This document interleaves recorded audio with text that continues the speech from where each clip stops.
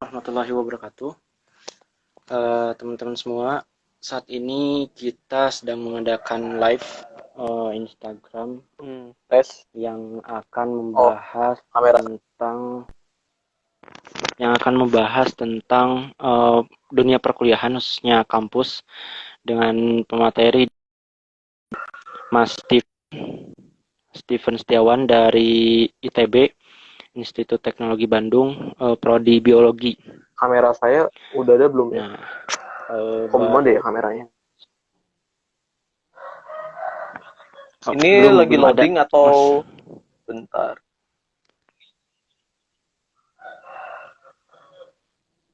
Kalau di sini sih loading Oh, kelihatannya. bentar.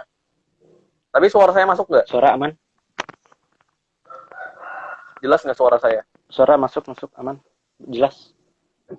Berarti ada yang aneh Jelas. sama kamera saya. Soalnya terakhir kali saya live nggak ada masalah. Ini bentar. Oke. Coba di Oh, diulang di X lagi dulu bentar. ya. Boleh, boleh, Di boleh. X dulu.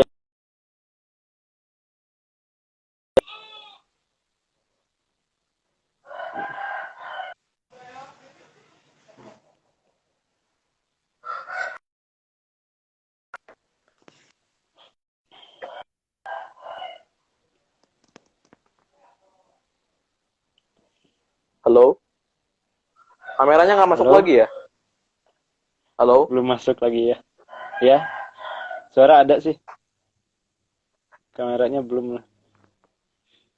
Oh, coba saya ganti internet dulu ya. Belum.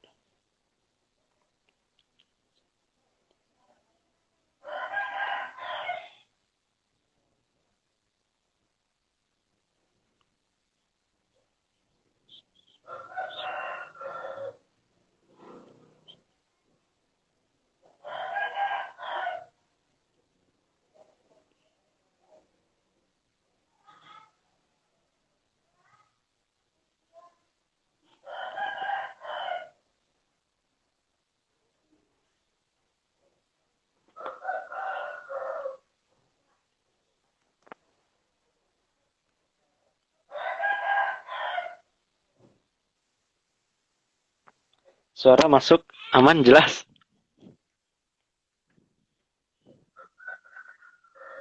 Iya.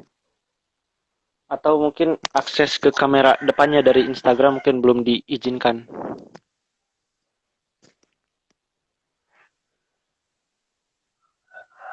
Oh.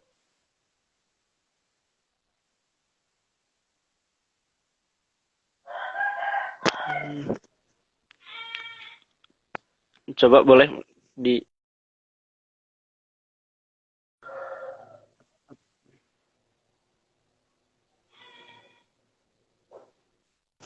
ya teman-teman, kita masih nunggu dari Mas Steven ya buat live.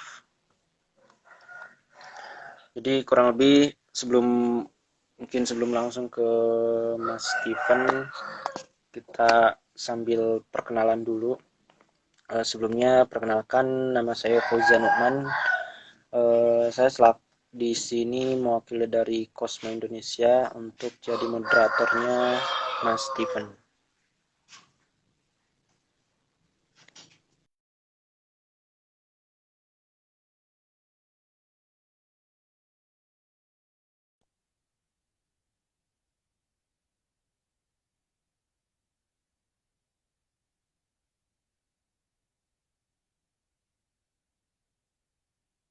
Iya.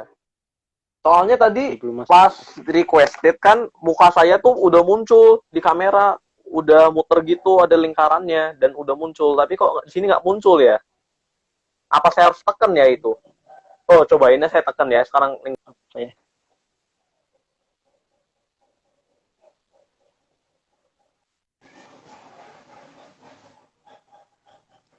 Buat teman-teman juga yang penasaran, bisa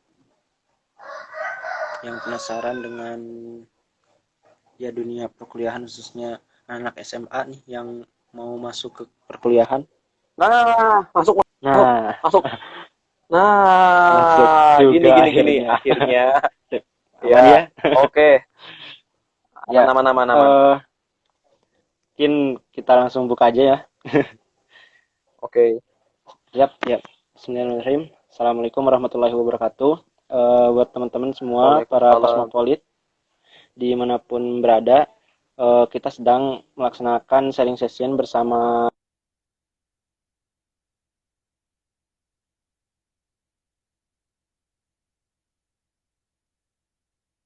Ya, dari Cimahi saya. Ya, ya, Kang Steven boleh lah.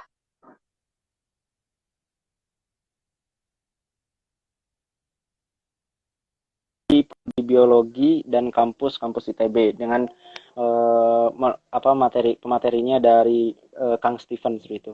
Mungkin Kang Steven bisa sebelumnya apa kabar nih? Sehat? Sehat, sehat, sehat. Masih Mantap. lockdown di rumah atau di mana sekarang? Ya, jadi saya kadang karena ini periode magang juga ada magang juga di sini. Jadi kadang Oh, saya mesti ada ke magang Bandung juga. buat magang gitu. Hmm, Ya, berarti sekarang angkatan berapa tuh? saya 2000 angkatan 2017, 2017. Oh iya. semester 6 sekarang naik ke semester Hmm, 7. semester 6, semester 7. Ya, mungkin untuk sesi selanjutnya bisa perkenalan dulu Kang Steven, latar belakang, background dan sebagainya. Oke, jadi semuanya seperti yang telah diperkenalkan tadi, nama saya Steven. Saya lahir di Bandung, tapi hanya numpang lahir. Saya aslinya Cimahi, tumbuh hidup tinggal di Cimahi. Jadi saya itu sekarang masuk ke semester 7, mau masuk ke semester 7 karena saya berarti udah mau tingkat akhir. Dan seperti dikatakan tadi, jurusan saya biologi, dan biologi ini kalau di ITB itu bukan di FMIPA. Kan kalau biasa biologi banyaknya itu di FMIPA, kalau di Ya, universitas lain. Tapi kalau di ITB, biologi itu bukan di FMIPA, tapi ada fakultas tersendiri namanya Sekolah Ilmu dan Teknologi Hayati Science atau SITHS. Kurang lebih itu profil singkat dari saya. ya kalau kalau dulu itu kalau nggak salah nih, untuk cara masuk ke jurusan itu kan ke ITB itu fakultas dulu ya. Ya, Ya, itu ya. gimana bisa bisa masuk akhirnya ke biologi kayak gitu. Oke, jadi ceritanya kalau kita mau masuk ITB kan pertama-tama antara SNMPTN, SBMPTN atau jalur mandiri. Di sana kita milih jurusan, milih fakultas. Dan untuk bisa masuk ke biologi harus milihnya itu Sekolah Ilmu dan Teknologi Hayati Science. Karena ada dua SITH itu, ada yang science, ada yang rekayasa, dan biologi itu Oh, adanya di science. Bedanya apa? Science dan rekayasa. Kalau science itu dia secara lokasi dia di Bandung, di kampus Ganesa namanya. Kalau yang di rekayasa dia di kampus Jatinangor. Jadi dari situ. Nah, nanti kan ada di tahun pertama kita masih masuk ke fakultas dan kita menjalani tahap yang namanya TPB atau tahap persiapan bersama. Secara singkat, TPB itu bisa diartikan sebagai matrikulasi agar semua materi yang berkaitan dengan dasar-dasar kuliah, misalnya kalkulus, fisika, kimia, dan juga mata kuliah pengenalan program studi, juga bahasa Inggris, bahasa Indonesia, itu semuanya di standarnya sama. Setelah kita melewati tahap TPB, di dalam tahap TPB itu ada 3 kali kuesioner, dan di kuesioner itu kita disuruh memilih kita mau jurusan apa. Kebetulan kalau di fakultas SITHS dia hanya ada 2 pilihannya, yaitu biologi dan mikrobiologi. Kemudian apa yang dipertimbangkan oleh kampus ketika kita mau memilih kampusnya. jurusan dari kuesioner itu. Pertama-tama dari pilihannya mau apa, yang kedua dari kuota yang tersedia berapa. Kalau biologi itu kuotanya 80 orang, dan kalau jurusan satunya mikrobiologi 40 orang biasanya. Dan yang ketiga, kalau sampai ada peminat satu jurusan itu tertentu lebih banyak dibandingkan yang lain dan kuotanya sudah nggak mencukupi, maka dilihat berdasarkan IP, indeks prestasinya berapa. Kalau misalnya IPK-nya lebih tinggi, kemungkinan lolosnya lebih besar. Besar. Saya dari dulu memang mau masuk biologi, jadi saya 3 kali pilih kuesionernya, pilih biologi. Dan kebetulan biologi memang kuotanya lebih banyak, jadi tidak rebutan masuknya, jadi ya saya masuk aja gitu. Seperti itu. Seperti itu ya. Kalau untuk kalau dulu Mas lagi Kang Steven ini dari SNSB. Saya kebetulan lewat undangan yang SNMPTN.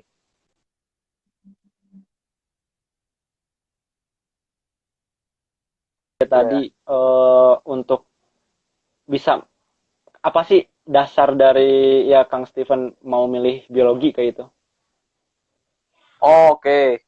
Jadi tuh kenapa saya mau memilih biologi tuh sebenarnya unik ya. Dulu itu sebenarnya saya belum kepikir untuk jurusan biologi sampai kelas 11 12. Karena di kelas 11 tuh saya sukanya itu pelajaran kimia sebenarnya. Tapi saya nggak suka fisika. Saya tadinya mau masuk teknik kimia. Tapi teknik itu banyak fisikanya. Saya nggak suka teknik jadinya. Tapi saya kalau kimia murni, saya nggak mau. Saya nggak terlalu suka yang murni-murni. Nah, saya maunya yang terapan. Apa kira-kira kimia terapan? Biologi, ya udah. Itu saya jadinya masuk biologi. Itu motivasi pribadi. Tapi kalau kenapa akhirnya saya milih biologi, panjangnya itu kurang lebih karena ada satu omongan yang menarik ketika waktu itu ITB mengadakan pameran pendidikan, dan di situ dia bilang bahwa abad ini itu adalah abadnya biologi, karena semua ilmu Bio. pengetahuan terutama IPA yang ilmu pengetahuan alam itu sekarang lagi difokuskan pengembangannya itu untuk makhluk hidup. Ini ada juga dosen saya, dosen biokimia itu, dia pernah membuat statement menarik ketika pelajaran biokimia. Dia bilang, ini maaf ya kepada kalau teman-teman ada yang ngambil fisika sama kimia, tapi ini perkataan dosen saya sendiri. Ilmu fisika itu perkembangannya kalau nggak ada biologi itu udah mati. Karena bentok mau kemana lagi kalau nggak buat diterapkan. Dan dosen ini juga ngomong bahwa kalau kamu ngambil kimia pun, kimia itu hampir mati kalau nggak ada biokimia untuk perkembangannya, bukan secara ilmunya. Jadi sekarang semua ilmu itu lagi berlomba-lomba untuk mengarahnya ke biologi, karena akhirnya mereka semua sadar bahwa masalah utama di dunia ini sekarang banyak yang berhubungan sama makhluk hidup, dan itu akhirnya membuat saya yakin buat masuk biologi juga. Seperti itu sih. Kalau saat pandemi kayak gini ada pembahasan.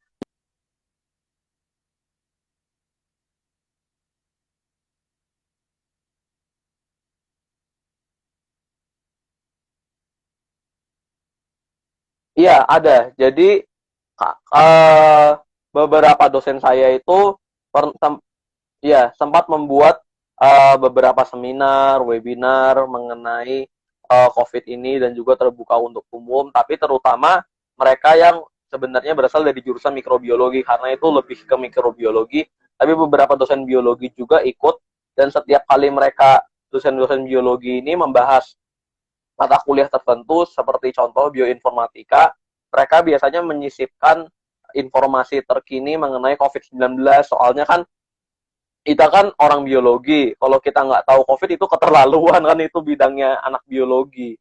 Seperti itu.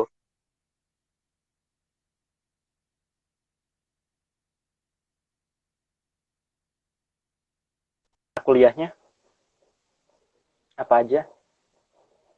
Oh, oke. Okay.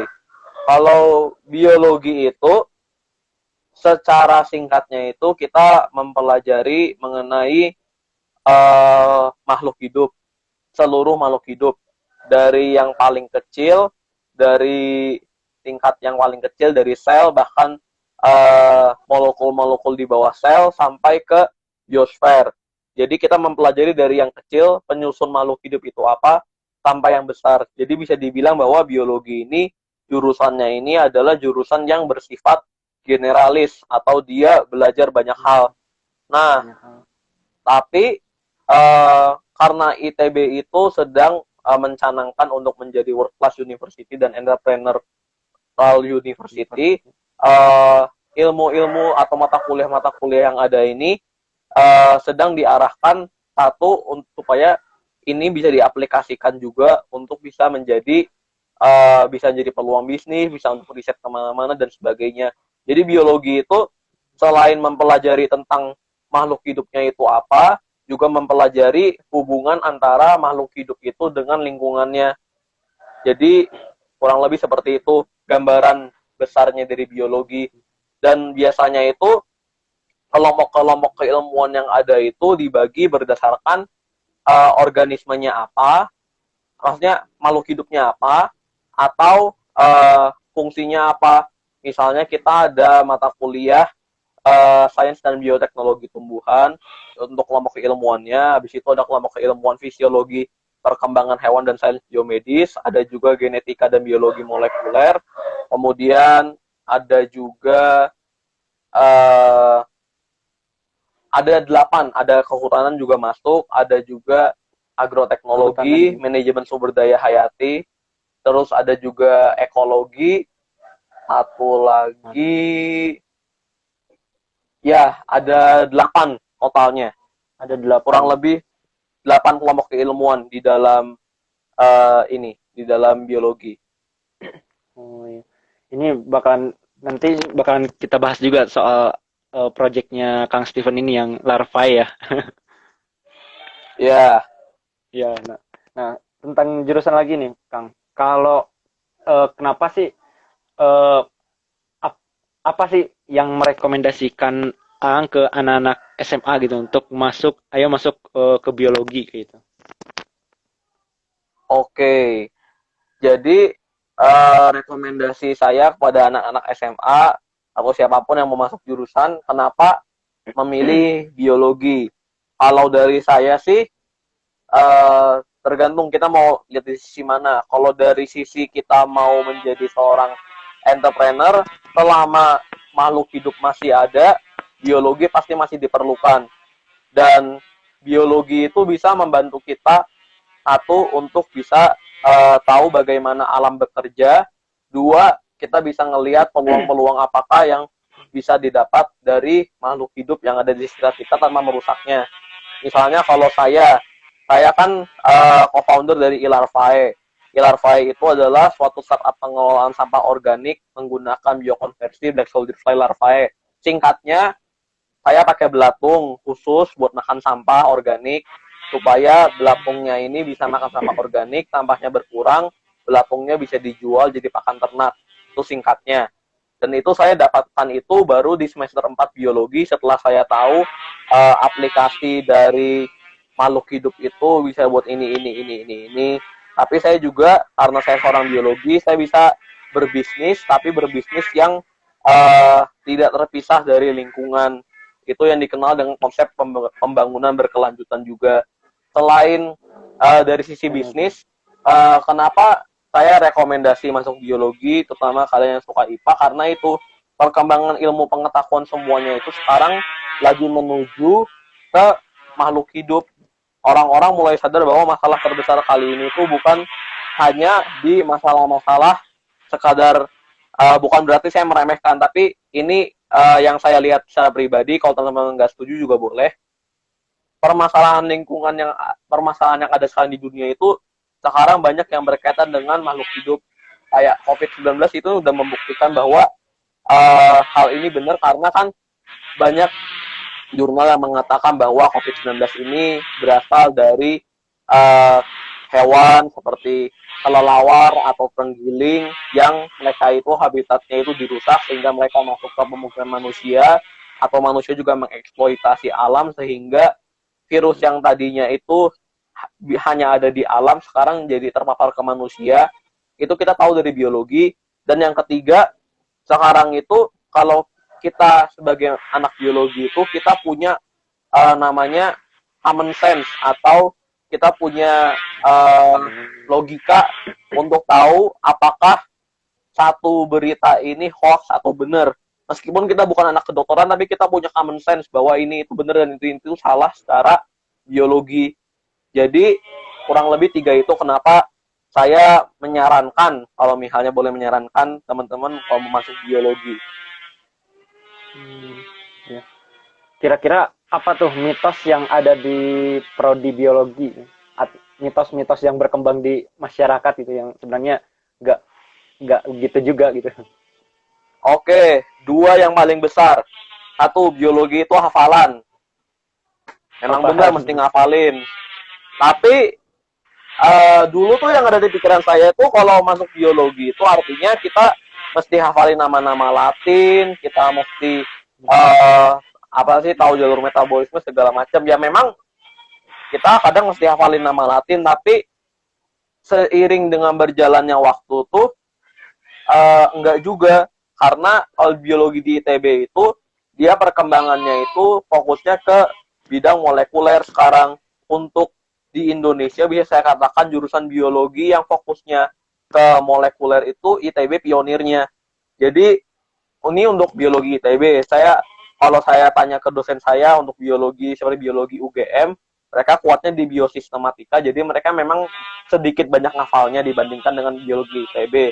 Tapi kalau yang pengalaman saya sendiri, nggak terlalu banyak hafal, tapi kita tahu logika, kita tahu berpikirnya bahwa jika satu makhluk hidup itu ada masalah di sini, maka dia kenanya itu bisa kena ke yang lain. Kayak enaknya biologi, kalau kita belajar manusia misalnya, kita bisa bandingin kayak tubuh kita tuh bisa jadi contekan kita. Kalau misalnya mata saya nggak pakai kacamata, habis itu rabun, itu artinya penyakit apa. Habis itu kalau aliran darah saya tersumbat di jari, itu efeknya gimana. Kayak itu logika. Semakin masuk biologi, semakin bisa mikir logikanya kalau A, apa yang terjadi pada B, C, D.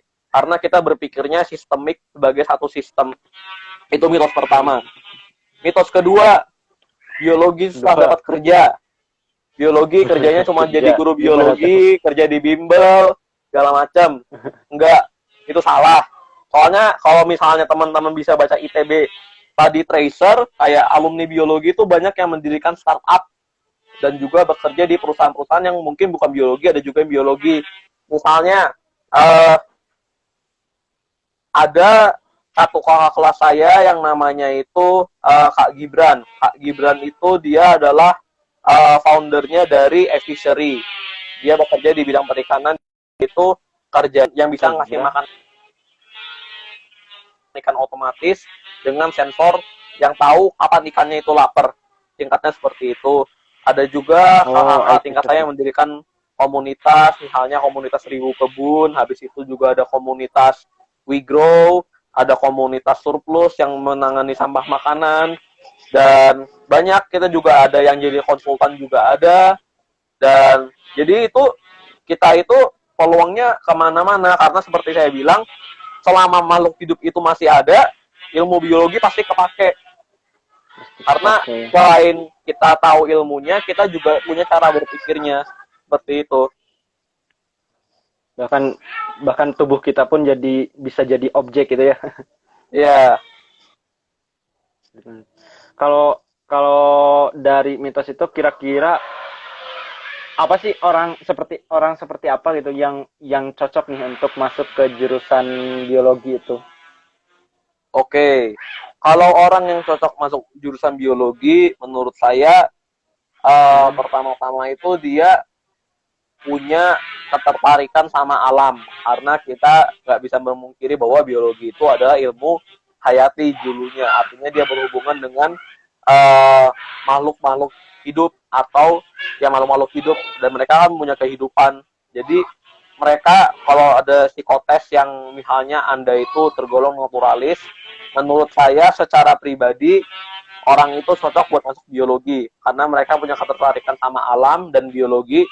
Memang nggak seluruhnya berbicara soal alam, kadang juga ada yang molekuler, kimia segala macam. Tapi kalau Anda sekiranya punya ketertarikan soal alam, Anda cocok masuk biologi. Itu menurut saya kriteria paling umumnya itu.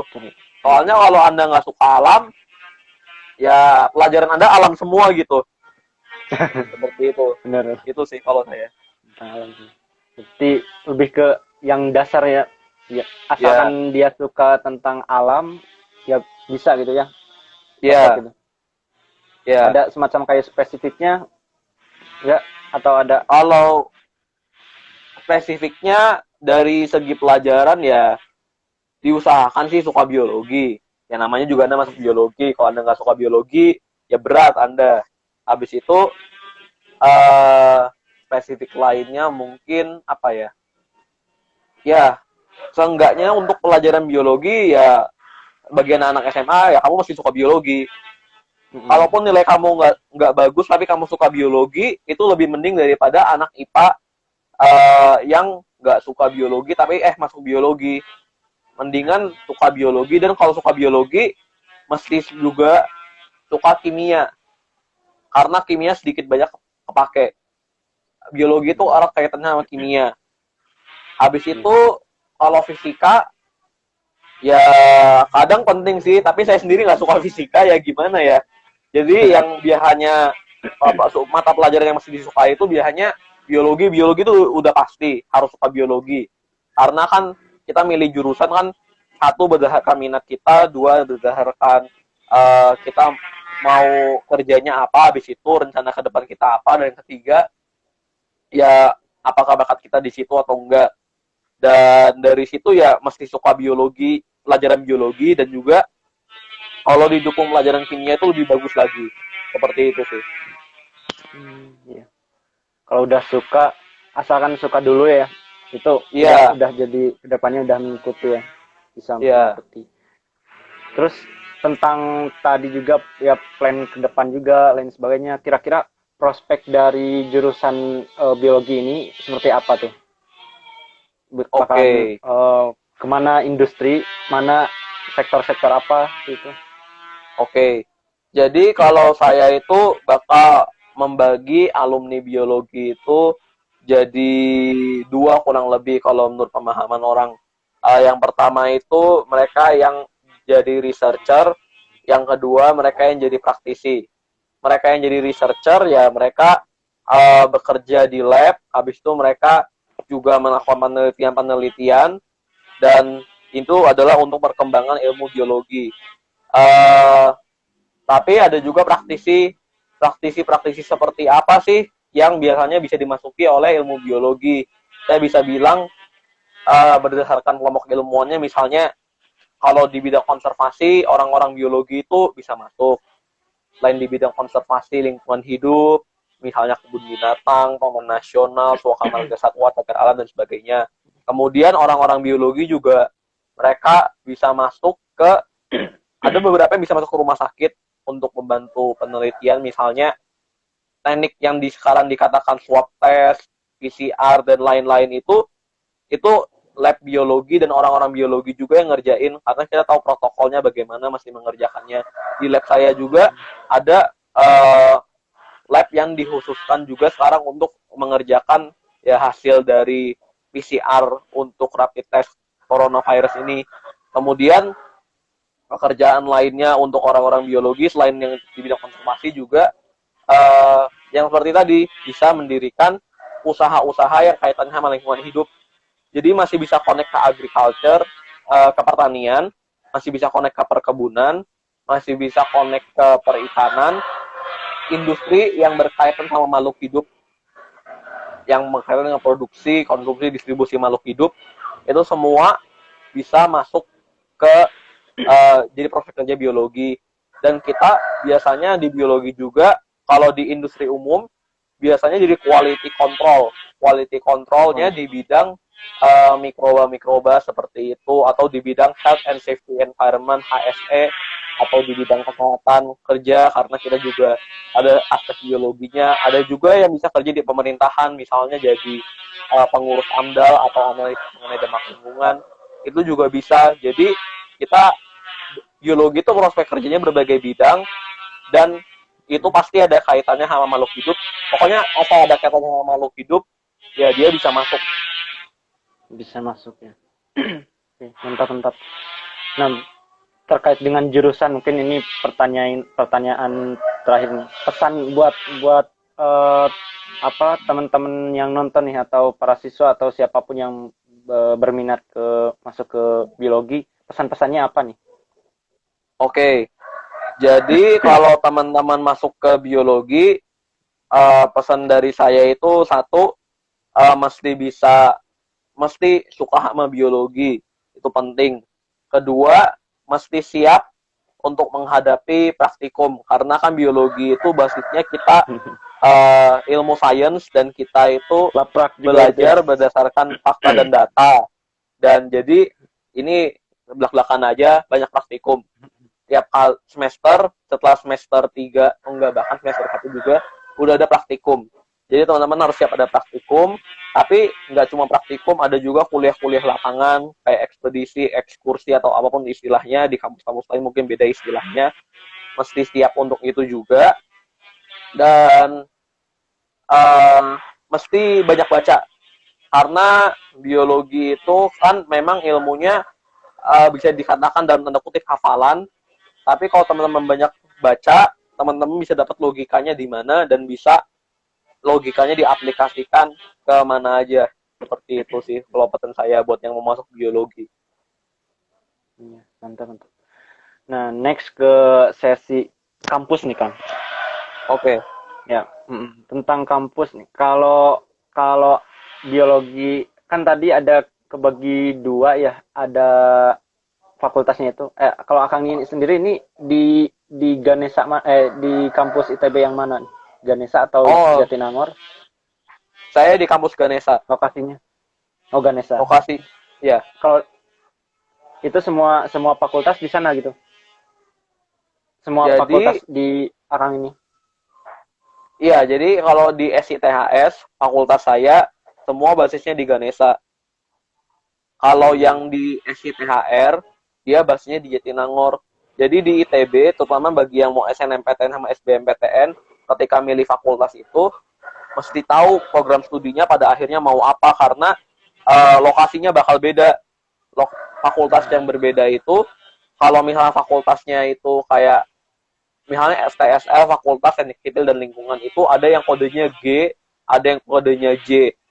G itu Ganesha, J itu Jatinangor, dan jurusannya itu beda-beda. Jadi mesti diperhatikan itunya. Kode-kode itunya juga. Kalau soal ini, Kang, akreditasi nih, gimana? Sama ya reputasi lah, kurang lebih kayak itu. Kalau dari SITHS sendiri, dari kita semuanya telah terakreditasi A oleh Ban PT, dan untuk internasional kami juga telah terakreditasi dengan akreditasi ASIIN atau ASIN. Dia itu akreditasi internasional untuk fakultas-fakultas yang berkaitan dengan sains. Kalau di teknik itu dia akreditasi internasionalnya kan beda, dia pakainya ASET. Seperti itu. Kita sudah terakreditasi ASIN. Kalau pengaruh akreditasi itu gimana sih ke kita, karir kita kayak itu, ke depannya seperti apa? Jadi kalau menurut saya akreditasi itu artinya kita itu sudah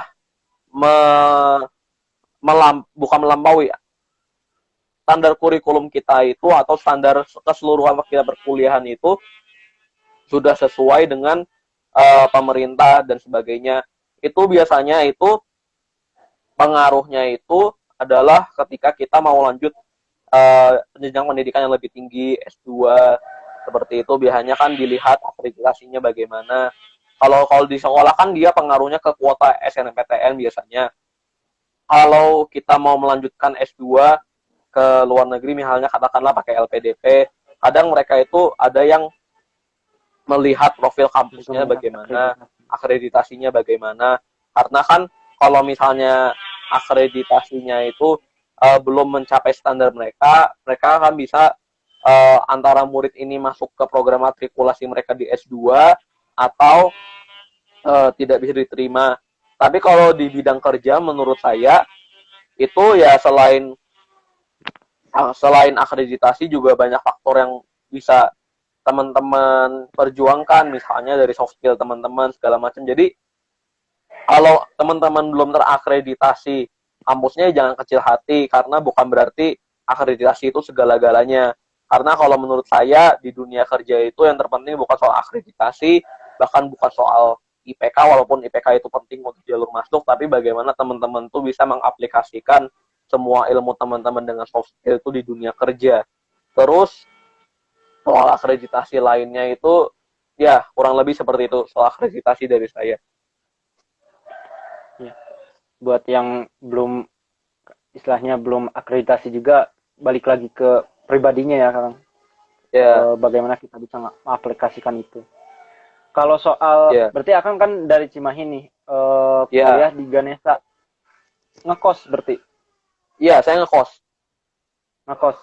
Kalau biaya hidup di sana gimana tuh? Jadi kalau ini karena Cimahi sama Bandung sebenarnya nggak terlalu jauh, tapi saya kasih tahu aja. Kurang lebih kan saya juga anak kos hitungannya.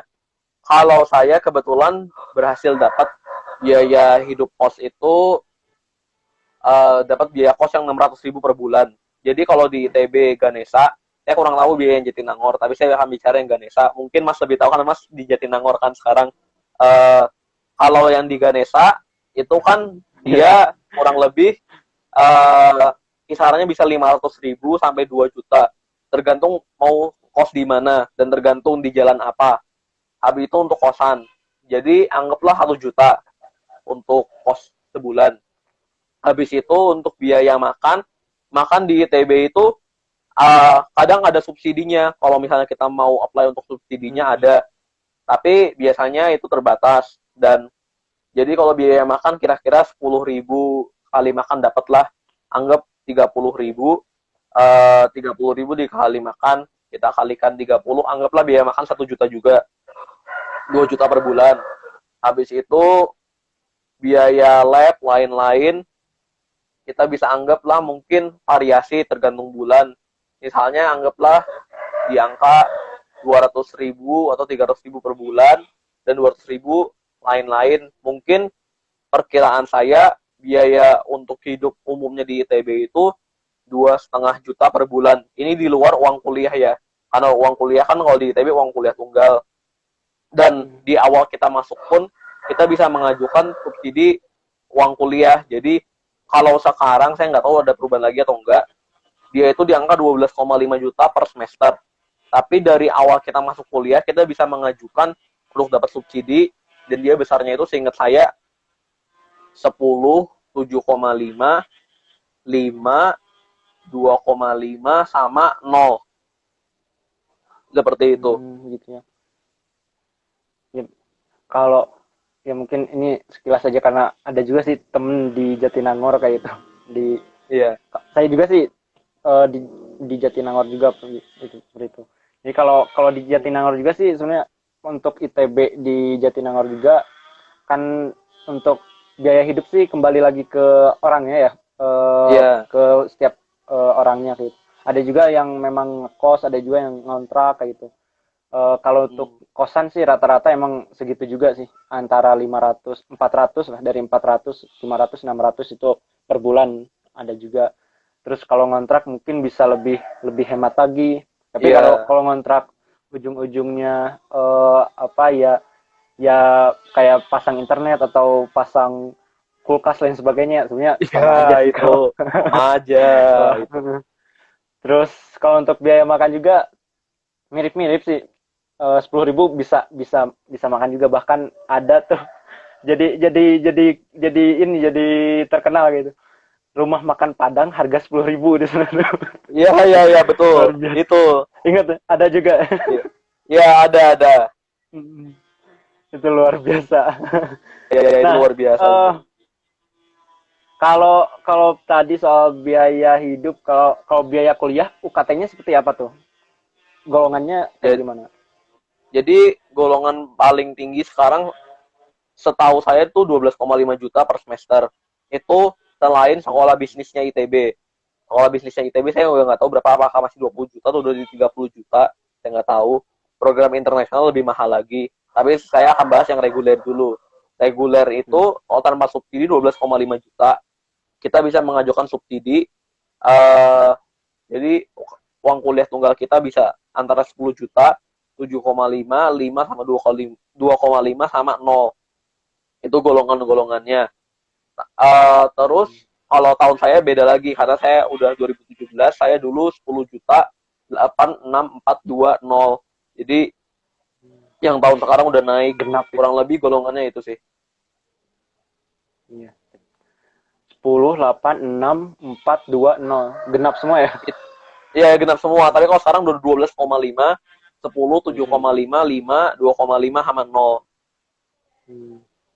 Oke, kalau kalau terkait dengan kampus nih, mitos mitos yang sering beredar tentang ITB kayak gimana tuh? Oh, ada mitos Mhm. beberapa yang menarik. Misalnya, kan di ITB Ganesha kan ada yang bentuknya lingkaran, ada jurusan-jurusan. Katanya kalau nginjek papan jurusan itu, katanya nggak bakal masuk jurusan itu. Iya. Karena, tapi kan itu kan lingkaran tahun 80 atau tahun 90-an, jurusannya masih dikit.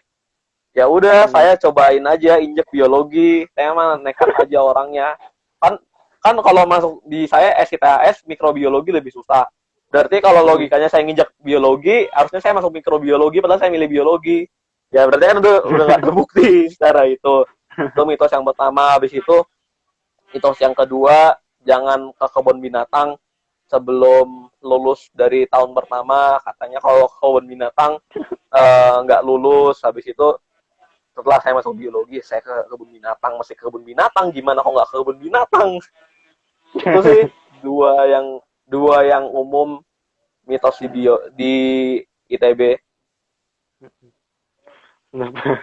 Menarik juga ya, hal-hal Iya, mitos-mitos kayak gitu yang ternyata Kang Stephen justru malah malah kayak yang apa ngebuktiin ya bahwa iya, mitos itu gak benar iya, adanya gitu. Kalau iya. buat teman-teman yang pengen masuk ke ITB nih, apa pesan-pesannya dari Kang Stephen? Oke, kalau satu, saya sebenarnya Ya. nggak terlalu update dengan sistem pendaftaran sekarang karena sudah jauh lebih ribet daripada tahun saya masuk. Tapi satu, kalaupun kita nggak keterima di ITB dengan sistem yang baru, segala macam, ya jangan putus asa. Istilahnya, teman-teman ingat kalau teman-teman apply itu bukan ke kampus tapi ke jurusannya. Jadi kalau saya itu juga apply-nya meskipun IPB katanya lebih bagus di bidang sainsnya biologinya daripada ITB, tapi kalau saya sih ngelihatnya lebih dekat, lebih gampang saya ke ITB karena saya sekolahnya di Bandung. Itu jadi faktor pertimbangan juga untuk milih kampus dari zonasi. Habis itu, pesan saya, satu, kalau misalnya amit-amit kita nggak keterima ITB, jangan putus asa. Dunia bukan hanya ITB, masih banyak tempat lain untuk kita menempuh pendidikan. Habis itu, bagi yang mau masuk ITB, pesan saya di ITB itu jangan hanya pentingin akademik aja. Akademik penting, memang. IP ya udah usahain lah minimal 3. Kalau itu udah bagus. Tapi juga mesti tahu bagaimana bersosialisasi, bagaimana berorganisasi, bagaimana berbisnis, boleh lebih bagus lagi. Karena banyak yang mitosnya anak ITB di dunia kerja itu dibilangnya dalam tanda kutip sombong lah, atau lebih tidak dibandingkan anak-anak yang ada.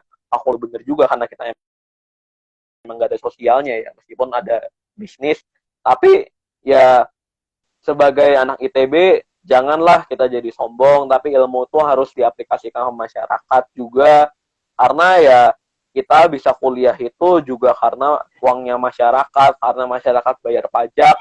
Uang kuliah kita itu nggak semahal itu jadinya. Aslinya uang kuliah kita kalau kata dosen-dosen di ITB itu aslinya itu harusnya 40 juta per semester, Tapi karena ITB ini kampusnya negeri, jadi disubsidi pemerintah. Jadi ya sebagai anak ITB ketika kita lulus ya aplikasikanlah ilmumu kepada masyarakat. Jangan cuma ilmu itu dipakai buat apply kerja yang menghasilkan banyak uang, habis itu gak berbakti apa-apa sama masyarakat. Ya itu sih pesan saya yang utama. Mantap.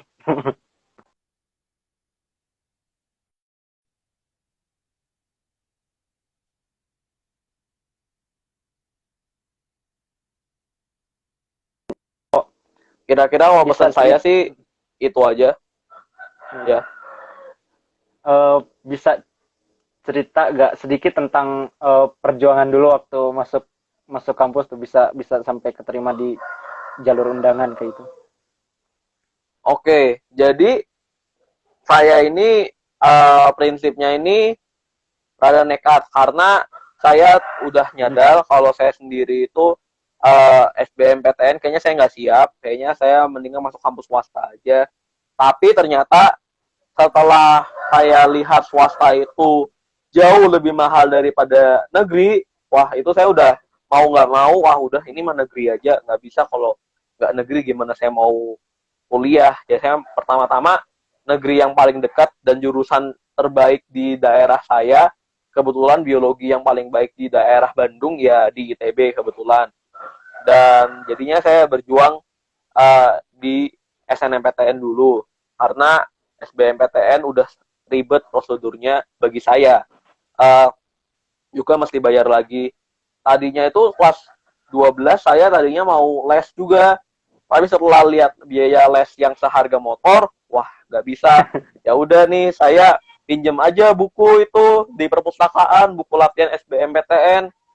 Saya cobain lah kerjain, karena kan mau nggak mau mesti jaga-jaga juga, meskipun saya nggak mau SBMPTN, jaga-jaga juga. Siapa? Habis itu uh, setelah persiapan itu saya ke teman-teman saya yang les, saya minjem buku, minjem dong mau fotokopi buku buat apa? Oh, buat ngerjain soalnya. Mereka sih oke-oke aja ya.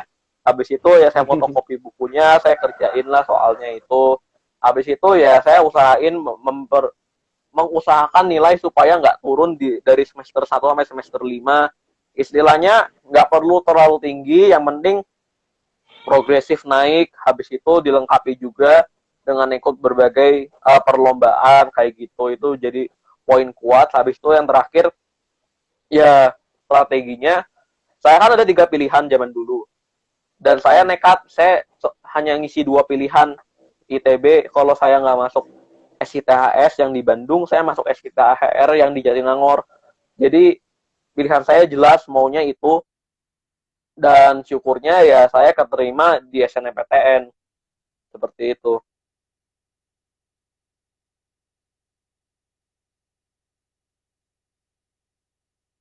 Iya, soalnya kalau saya lihat dari faktor zonasi dan dari mitos, saya nggak tahu ini benar atau enggak, katanya kalau kita milih satu kampus aja Satu ya. peluang keterimanya lebih besar, soalnya kayak kita artinya loyal ke kampus itu ceritanya.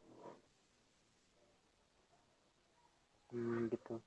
Nih, ngomong-ngomong soal tadi juga soal progresif, soal prestasi, eh apa selama selama selama sampai sekarang, kira-kira apa nih yang menurut Kang Stephen ini loh udah jadi bagian dari prestasi saya nih kayak gitu. Ini berarti pas kuliah ya? Pas kuliah. Oh ya, oke. Sebenarnya ya dibandingkan sama anak ITB yang lain, ya saya nggak banyak prestasi sih, karena saya lebih fokus saya berfokus untuk bertahan hidup di ITB ya. Tapi seenggaknya ada 2 sih yang pernah saya menang, tapi tim juga sih, nggak sendiri. Uh, yang pertama itu saya menang ini kompetisi namanya 2020 Nanoto Foundation and the Wharton School Ideas for Action Incubator Competition. Tapi itu jadi co-winner juga, jadi saya nggak menang sendiri, tapi ada tim lain juga yang menang. Kebetulan kita skornya sama. Habis itu intinya dia lomba mengenai proposal tujuan bangunan berkelanjutan yang bakal diimplementasikan. Intinya gitu. SDG. Habis itu lomba yang lain, saya bersama tim juga menang mungkin bisa dikatakan juara satu, tapi namanya Team of the Year Youth Leadership Camp for Climate Crisis 2020. Intinya dia itu dia itu lomba projectnya itu selama 1 bulan kita mengadakan kegiatan yang berkaitan dengan kepemudaan dan berkaitan dengan usaha untuk mengurangi krisis iklim, seperti misalnya kita kampanye untuk menerapkan hidup yang ramah lingkungan seperti itu. Kalau saya proyeknya itu adalah namanya Waste for Your Workshop, atau proyek untuk mengajarkan anak-anak SMA sampai kuliah sampai mereka yang bekerja bagaimana mengolah sampah organik. Ya, 2 itu sih terutama. Sama kalau lomba-lomba lainnya sih nggak gimana gede, hanya tingkat fakultas atau tingkat universitas. Jadi kalau yang dalam tanda kutip cukup besarnya ya kira-kira itu. Kalau yang project Elarva itu juga dari apa, terinspirasinya dari mana tuh? Oh, jadi Project juga nih. kan saya kan seperti dikatakan tadi, saya ini punya startup namanya Ilarvae. Ilarvae itu startup yang basisnya mengolah sampah organik dengan belatung. Inti singkatnya itu. Inspirasi saya dapat dari mana itu? Dari datang seminar kakak tingkat.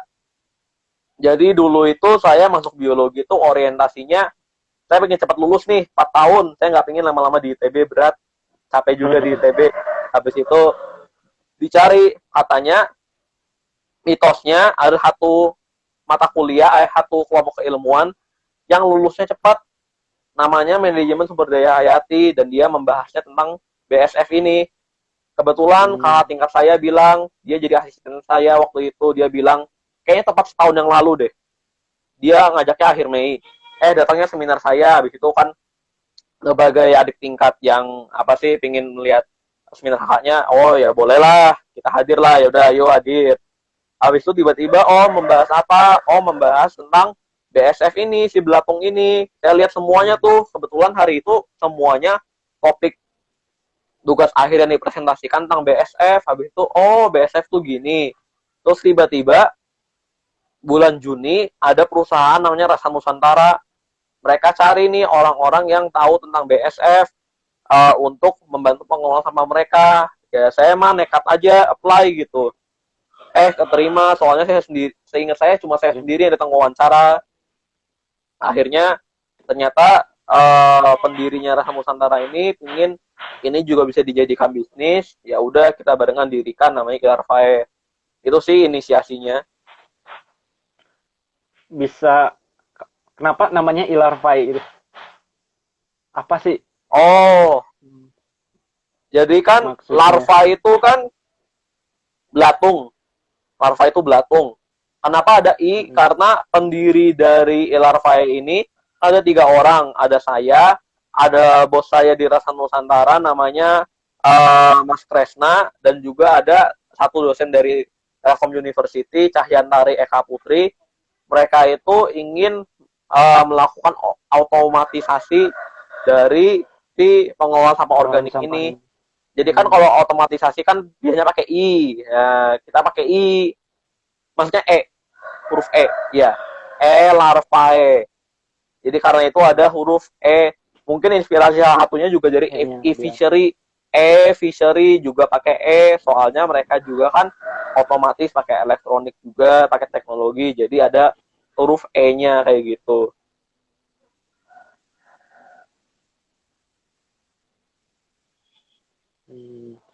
Seperti apa tuh apa tantangan yang dialami sama Ilarvae ini selama berdiri dalam menjalankan tantangannya foundernya itu udah kita nggak ada yang full time ngurus ini. Soalnya saya masih kuliah, bos saya juga masih sibuk di Rasa Nusantara juga, dan satu founder lagi dia juga dosen. Dan itu juga tantangan karena kita bertiga punya kesibukan dan kita masih ganti-gantian memperhatikan proyeknya. Itu sih masalah di waktu dan belum ada yang full time untuk ngurusnya. lebih ke ini ya, ke manajemen SDM-nya mungkin ya. Ya, manajemen SDM-nya, waktunya juga seperti itu. Kalau ada gak pesan-pesan nih, kenapa kenapa ke anak-anak muda di luar sana gitu, atau ke pelajar atau mahasiswa atau siapapun itu, kenapa kita harus bikin project gitu, atau ya karya lah seperti itu. Kenapa kita harus bikin karya gitu. Oke. Berarti kan kalau saya di sini karyanya itu di bidang kewirausahaan kurang lebih, meskipun saya belum launch produknya, masih tahap prototype. Tapi kenapa sih kita perlu bikin karya? Karena kalau menurut saya saat ini tuh banyak masyarakat kita yang satu, eh, kita masalah tuh banyak. Tapi masalah itu kan nggak cuma satu sektor, tapi banyak sektor. Tapi masalah ini tuh juga nggak bisa diobati oleh satu sektor. Butuh banyak solusi, butuh banyak karya. Makanya Ya. kita, terutama sebagai anak muda, terutama kita yang bisa ada kesempatan kuliah, kalau kita bisa buat karya, kalau kita bisa bahkan lebih bagus lagi membuka peluang usaha yang menguntungkan bagi masyarakat dan menyelesaikan masalah, itu ya lebih bagus. Salah satu kenapa juga saya dan menyarankan hal ini juga, ya kita kuliah selama ini pakai pajaknya masyarakat, kita selama ini didukung oleh masyarakat, masa kita nggak ngasih lagi ke masyarakat? Itu juga yang jadi landasan saya kenapa kita mesti berkarya. Ya. Mantap, mantap. Nih, apa dari project Ilarva ini, kira-kira apa nih plan ke depan dari yang akan dilakukan itu project Ilarva ini? Plan ke Jadi depannya plan seperti ke apa? depan kami dari Ilarva itu punya target karena kami mau mengajak para pemulung untuk bisa bekerja di Ilarvae untuk membantu mengolah sampah kami. Kami punya target bahwa di tahun depan atau kalau bisa akhir tahun ini bisa ada, atau di tahun-tahun selanjutnya bisa ada 1.000 pemulung di kota Bandung yang bisa mengolah sampah organik minimal 20 kg sehari dan bisa mendapatkan uang dari penjualan hasil pengolahan sampah organiknya. Itu sih target dari kami. Oke, oke, Kang. Mungkin karena waktu juga ya, kita udah mau jam 2:59, udah mau jam 3. Mungkin bisa Ya, closing statement nih, oke. closing statement dari diskusi kita hari ini. Oke. Oke. Jadi saya akan ngasih closing statement-nya pertama dari biologi. Teman-teman, bagi kalian yang pertama masih SMA atau kalian yang mungkin masih SMP bahkan, atau dari siapapun yang mau masuk kuliah, kalau kalian punya kecintaan terhadap alam, kalau kalian peduli terhadap apa yang terjadi di sekitar kita makhluk hidup, biologi itu adalah jurusan yang cocok bagi kalian. Kenapa biologi ITB? Kalau dari saya, karena biologi ITB itu kita seimbang antara hafalan dan juga antara dengan praktiknya juga kita seimbang. Habis itu selain kita juga telah terakreditasi, kita juga punya koneksi ke alumni-alumni yang bisa membantu kita untuk masuk ke dunia kerja. Dan ilmu biologi makin hari ini makin diperlukan, terutama teman-teman sendiri sudah lihat pandemi COVID-19 ini membuktikan bahwa salah satu isu terpenting yang ada di abad ini atau yang sekarang ini adalah tentang biologi atau tentang makhluk hidup. Dan tujuan akhir dari kita setelah lulus dari biologi ini bukan untuk mencari keuntungan pribadi, tapi bisa membuat karya yang bisa bermanfaat bagi masyarakat, bisa membantu masyarakat. Seperti itu closing statement dari saya.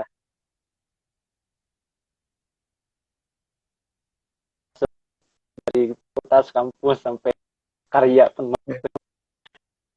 Kalau buat pesan-pesan nih untuk Cosmo nih, Iya. untuk Cosmo seperti apa nih? Pesan atau kesannya tentang Cosmo? Saya melihat Cosmo ini adalah unik karena jarang-jarang saya melihat ada startup yang peduli terhadap isu koperasi. Karena saya, apalagi anak-anak muda sekarang, kalau ditanya anak SD apakah mereka tahu tentang koperasi, itu jarang mereka yang tahu tentang koperasi. Dan yang saya suka dari Cosmo juga ini adalah soal kolaborasi dan bagaimana Cosmo ini peduli terhadap pemuda eh, di industri 4.0 ini bagaimana pemuda ini bisa memanfaatkan bonus demografi, itu sesuatu yang saya apresiasi.